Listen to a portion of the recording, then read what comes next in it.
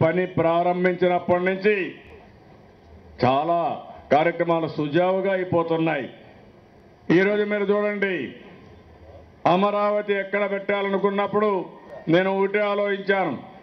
అమరావతి పెట్టడానికి 5 కోట్ల జనాభాకు సమాన దూరంలో ఉండాలి, అందరికీ అందుబాటులో ఉండాలి. అలాంటి నగరం అమరావతి అని ఆలోచించి ముందుగా స్థలం నిర్ణయించాం. పేరు ఏం పెట్టాలని ఆలోచించాం. పేరు పెట్టాలనుకున్నప్పుడు చాలా మంది చాలా సూచనలు చేశారు. ఫైనల్ గా మనం ఆలోచిస్తే ఈ ప్రాంతానికి ఒక చరిత్ర ఉంది.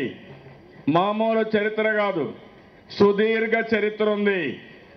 ఎన్నో సంవత్సరాలు, ఫస్ట్ ఏడీ నుంచి సెకండ్ ఏడీ నుంచి ఇది ఒక చరిత్ర ఉంది. ఆ రోజు శాతవాహనులు పరిపాలించిన ప్రాంతం. ఇక్కడి నుంచి నార్త్ ఇండియానే కాదు, ఆఫ్ఘనిస్తాన్ వరకు ఇక్కడ రాజధానిగా చేసుకొని పరిపాలించారంటే అది ఒక సుదీర్ఘ చరిత్ర అని చెప్పి కూడా నేను మీకు తెలియజేస్తున్నాను. ఇక్కడుండే వస్తువుల్ని ఆ రోజు బ్రిటిష్ వాళ్ళు తీసుకుపోయి ఈరోజు లండన్ మ్యూజియంలో 33A గ్యాలరీ ఉంది. అది అమరావతికి ప్రత్యేకమైన గ్యాలరీ. ఏ దేశానికి లేని గౌరవం ఈ అమరావతికి లండన్ మ్యూజియంలో ఉందని చెప్పి కూడా నేను మీకు తెలియజేస్తున్నాను. ఆ గౌరవం వచ్చిందంటే దానికి కారణం ఒక చరిత్ర. అలాంటి చరిత్ర కలిగిన ప్రాంతం ఈ అమరావతి. ఆ తర్వాత మీరు చూస్తే ఈరోజు బుద్ధుడు కూడా ఈ ప్రాంతంలో సంతరించాడు. అంతేకాదు నాగార్జునుడు ఇక్కడి నుంచి తన బుద్ధ ప్రబోధనల్ని ప్రపంచమంతా కూడా చాటి చెప్పాడు. అలాంటి చరిత్ర కలిగిన ప్రదేశం ఈ అమరావతి. ఇంకో పక్క నేను ఒక పిలిపించాను. నేను మనస్ఫూర్తిగా ధన్యవాదాలు తెలియజేస్తున్నాను. రైతాంగం స్వచ్ఛందంగా ముందుకొచ్చి 33,000 ఎకరాలు ల్యాండ్ పూలింగ్లు ఇచ్చారంటే ఈ స్థల మహత్యం, ఈ రైతుల త్యాగశీలితనం తప్ప ఇంకోటి కాదు. అలాంటి రైతాంగాన్ని మనస్ఫూర్తిగా అభినందించాలి, ధన్యవాదాలు తెలియజేయాలి. మనం పిలిపించాం, మనం కోరాం. కోరిన వెంటనే సింగపూర్ ప్రభుత్వం ముందుకొచ్చి ఒక వారంలో కేబినెట్లో పెట్టి కేబినెట్ ఆమోదం ఉంది. నెల లోపలనే MOU చేసి, అంతేకాదు 6 నెలల లోపలనే మనకు మాస్టర్ ప్లాన్ డీటెయిల్స్ 3 రిపోర్ట్ ఇచ్చారు. ఈరోజు ఇవన్నీ తీసుకున్న తర్వాత మనం కూడా దీన్ని ఒక పవిత్రంగా చేయాలని ఆలోచించాం. ఈరోజు మన ప్రధానమంత్రి గారు ఎల్లుండి వస్తున్నారు. 12:45 మనం శంకుస్థాపన చేసుకుంటున్నాం. ఇది ఒక ఉత్సవం, ఇది మహోత్సవం. ప్రతిసారి మనకొచ్చే ఒకే ఒక పండుగ దసరా పండుగ. ఈరోజు వచ్చే ఒక పండుగ కాకుండా ఒకే సమయంలో 2 పండుగలు వచ్చాయి. ఒకటి దసరా, రెండోది అమరావతి ఫౌండేషన్ సెరమనీ, అంటే అమరావతికి శంకుస్థాపన. ఇది తెలుగు వారి పండుగ, భారతదేశం గర్వించే సంకల్పం. ఆ విషయం మనం గుర్తుపెట్టుకోవాల్సిన అవసరం ఉంది. ఈరోజు విజయదశమి. విజయదశమి రోజున ఏ పనైనా చేయొచ్చు. విజయానికి తొలిమెట్టు ఈరోజు అమరావతి. నాకు ఏమాత్రం అనుమానం లేదు, భవిష్యత్తులో ఈ అమరావతి విజయాల పరంపర ఏది తలపెట్టినా విజయం మనదే తప్ప ఇంకోటి లేదని చెప్పి కూడా నేను మీకు తెలియజేస్తున్నా. ఈరోజు రేపు రాబోయే ఎల్లుండు చాలా మంది నాయకులు వస్తున్నారు, ప్రజలందరూ వస్తున్నారు. కానీ ఈరోజు మనం ఆలోచించింది రాష్ట్రం నలుమూలల, దేశం నలుమూలల నుంచి పుణ్యమట్టి పవిత్రమైన నీరు వచ్చాయి. ఇంకొక విషయం చూస్తే ఈరోజు తిరుమల తిరుపతి దేవస్థానం నుంచి ప్రత్యేకంగా ఒక వాహనంలో 7 కొండల నుంచి మట్టి, అదే మాదిరిగా 7 తీర్థాల నుంచి పవిత్ర జలాలు వచ్చాయి. అవన్నీ కూడా ఈరోజు తీసుకొచ్చారు.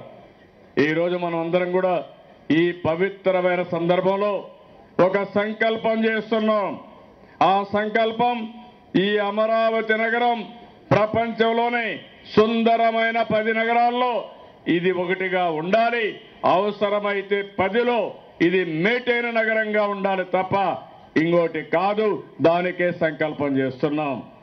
ఆ సంకల్పం అందరి ఆశీర్వాదాలు, మీ అందరి మనోభావాలు, ఈ రాష్ట్రంలో, ఈ దేశంలో, ప్రపంచంలో ఉండే దేవుళ్ళందరూ సంపూర్ణంగా మనల్ని ఆశీర్వదించారు, దీవెనలు అందించారు.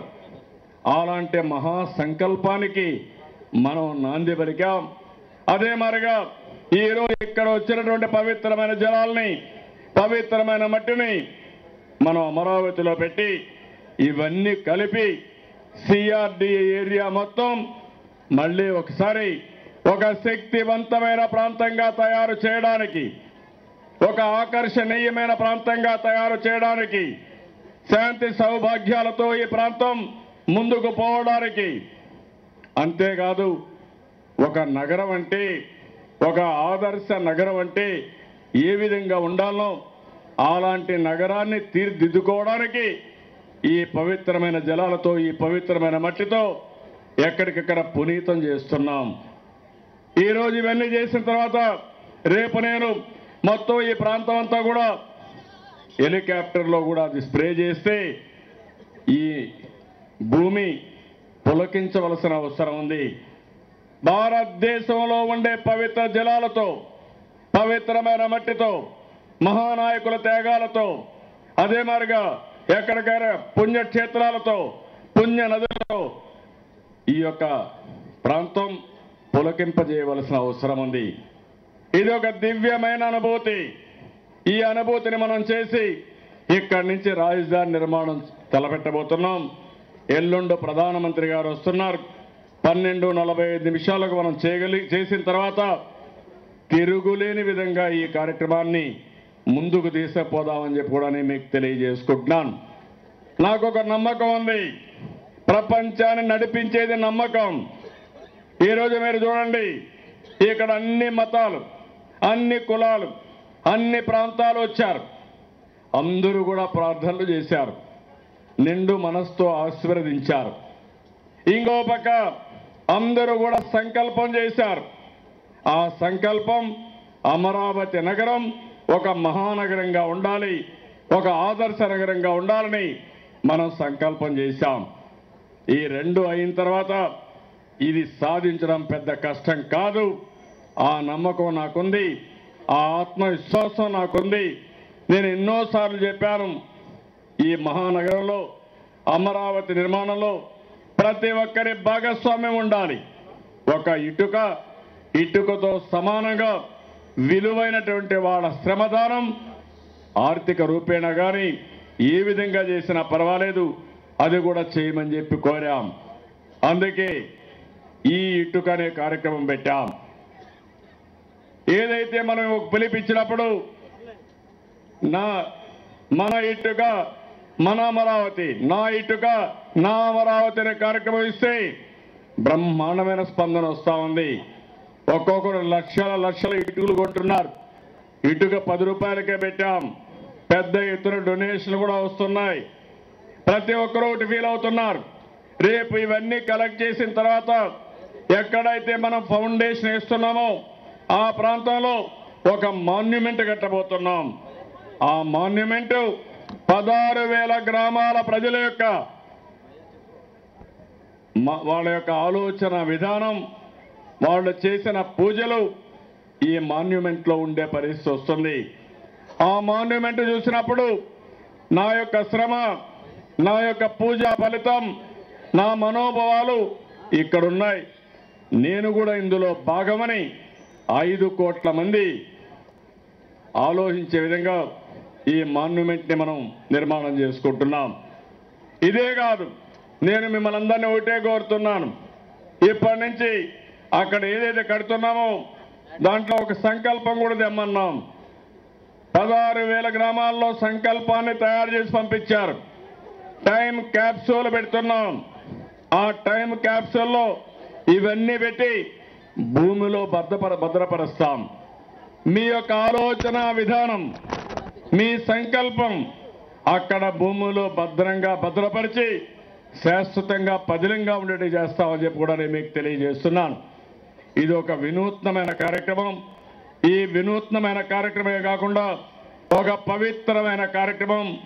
ఇలాంటి పవిత్రమైన కార్యక్రమంలో మనమందరం భాగస్వాములు కావడం, మనందరి యొక్క ఆలోచనతో ఇది జరగడం నా పూర్వజన్మ సుకృతంగా నేను భావిస్తున్నా. కష్టాల్లో ఉన్న మనకు ఏమాత్రం అనుమానం లేదు, ఈ రాజధాని నిర్మాణం బ్రహ్మాండమైన విజయాలు తీసుకొస్తుంది. ఈ విజయాల పరంపరతో ఈ రాష్ట్రం ముందుకు పోవాలని, ఈ విజయదశమి ఆంధ్రప్రదేశ్ రాష్ట్రానికి నూతన వెలుగులు తీసుకురావాలని, పేదరిక నిర్మూలన కోసం, అన్ని ప్రాంతాల అభివృద్ధి కోసం, యువతకు ఉద్యోగ అవకాశాలు కల్పించడం కోసం ఈ రాజధాని సహకరించాలని, దీనికోసం ప్రయత్నం చేసిన ప్రతి ఒక్కరిని మనస్ఫూర్తిగా అభినందిస్తున్నా. ప్రతి ఒక్కరికి అభినందనలే కాకుండా శిరస్సు వంచి ప్రతి ఒక్కరికి పాదాభివందనం చేస్తున్నాను. ఇలాంటి బ్రహ్మాండమైన కార్యక్రమానికి బులెటిన్లో బ్రేక్ తీసుకుందాం. Stay tune.